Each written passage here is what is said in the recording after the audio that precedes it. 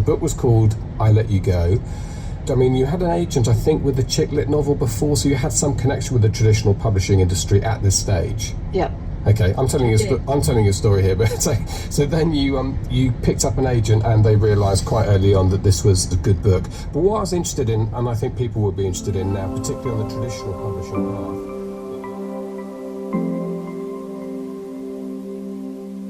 You know, all I keep thinking about is like, what am I doing? What am I doing? I'm writing down a bunch of stories and ideas. Like, I always think of George McFly from Back to the Future, writing down his stories and hoping they're going to go somewhere. But the more I think about it, the more it starts to feel like, what is anybody doing? Writers in general, like the screenwriters, the book writers. Sometimes when you're watching a movie, you know, you're watching it and you go, who thinks up this stuff? The whole industry, the whole idea of movies or books or anything like that, you know, entertainment as a whole is a weird industry. You know, I was watching the Oscars this past year and, you know, Jimmy Kimmel was hosting and he was making fun of the actors as most of them do in their monologue, and he said something, he goes like, you guys have weird jobs. And it's so true that the industry is strange. There's a whole multi-billion-dollar industry revolving around story, really, around pretending to be in other worlds and be other people. It's weird. You know, you can start to think, like, in the grand scheme of things, in the grand scheme of life, is it really going to matter if the movie industry or the TV industry or the book industry or anything, the fiction industry, if it went away, would it make a difference? But then if you remember all the times you laughed or cried or felt something from watching a movie or reading a book, and maybe it was something that you couldn't even explain, you know, like there's times when you feel something and you don't even understand what the feeling is, but then if you watch it in a movie or read it in a book or hear it in a song, for that matter, you're like, there it is, that's what I've been feeling, and you couldn't put words to it. And this piece of media or art or whatever you want to call it was able to make you understand the feelings inside, and it was cool. And that's what it was for me. I remember as a kid watching a movie, I remember those feelings. I remember feeling something. I remember staring up in awe at the screen, relating to the characters, wanting to be a part of that adventure, whatever it was, you know. And not just for myself. I mean, I remember going to the movies and seeing all the people that are there. You know, movie theaters are packed. People come from all over the place to sit in movie theater seats and watch these things, or they go to the bookstores and they buy these things, or they go to the record store and they buy their music, and there's so many people. That's how I know that it's not just me speaking nonsense, because this is a thing. This is something that people of the world feel and need. So to me, that's got to mean something in the grand scheme of life. It's got to mean something that this is such a popular industry. Because if that didn't mean anything, then why would so many people be willing to spend their money for an experience like that? So one of the funny things about being a writer is I'm always dreaming up stuff. I'm always thinking this never stops. You know, when I'm driving in the car, when I'm sitting around doing nothing. A lot of times here in my other sanctuary when I'm working out is when I come up with my ideas. If I could read you something from the book, illustrate my point. As a boy, these action scenes were always playing in my head, so often that the only way to get them out and not go crazy was to do it physically, tangibly. Just imagining them wasn't enough. You're simply playing out the adventures in your head.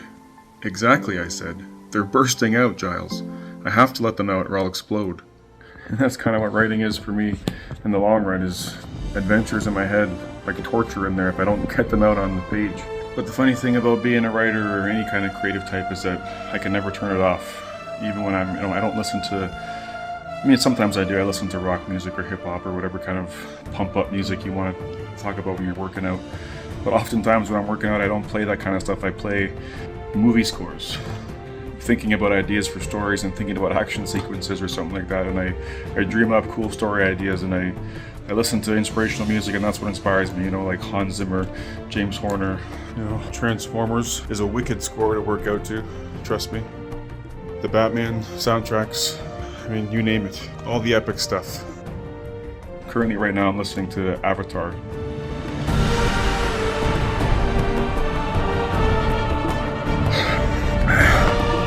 It's so exhilarating. Playing out these scenes, imagining stuff. It excites me. I live for this stuff. I've always felt this sense of creativity just right here, And in here, listening to this music, listening to these scores, working out, writing the stuff I think about in here gives me the same kind of rush. I love it. Or a lot of times I'll listen to podcasts. I'll listen to the SPF, the Self-Publishing Formula with Mark Dawson and his friends there. And I'll just listen. Recently I've just been grinding out workouts, listening to this stuff, trying to wrap my head around the business world of marketing and trying to market your books and all that kind of stuff. And it's really been helpful, and it's a really good space here while I work out and listen to it and focus on it. It's really been helping me. Two writers, one just starting out, the other a bestseller. Join James Blatch and Mark Dawson and their amazing guests as they discuss how you can make a living telling stories. There's never been a better time to be a writer.